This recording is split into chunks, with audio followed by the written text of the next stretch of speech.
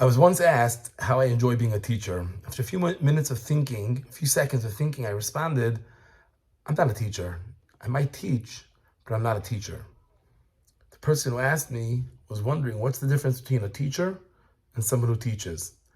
To which I answered him, someone who teaches is someone who comes into the classroom and spends a few periods teaching.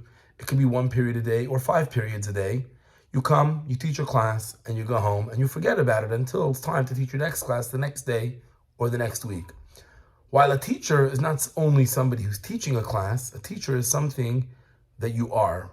If you are a teacher, it is something that preoccupies you 24/7. It's something that you are carrying with you at all times, thinking, how can I make my students' experience in my class better? How can I be a better teacher? How can I reach more students? How can I look out for the student that might be struggling? How can I get him or her involved? That is a teacher. A teacher is someone who carries his responsibility or her responsibility of teaching with them all the time. A teacher. That is who you are, not only what you do, teaching.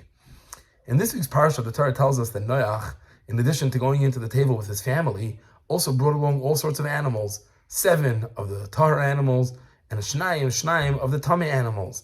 And the pasuk says, "Vayishoyer ach Noach." When it was time after the entire world was destroyed, "Vayishoyer ach Noach," then Noach was left missing something. Rashi points out, what does it mean that Noach was missing something? What's the ach Noach?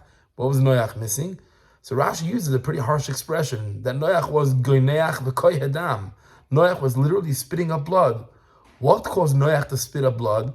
So Rashi continues and tells us he was spitting up blood from the work that he had, from the toirach, from the haravanya, from the efforts that he had taking care of the animals with him in the teva. And the Rebbe points out the lesson that we learn, the responsibility that one has when one is in a position of teaching, when one is in a position of influencing others. Our commitment to the work must be to the extent of goineach v'koy hadam. Even when it costs us blood and sweat physically, our commitment and our love for our students is so intense that we're willing to endure whatever it takes in order to help that one student that might need that extra push. Good Shabbos.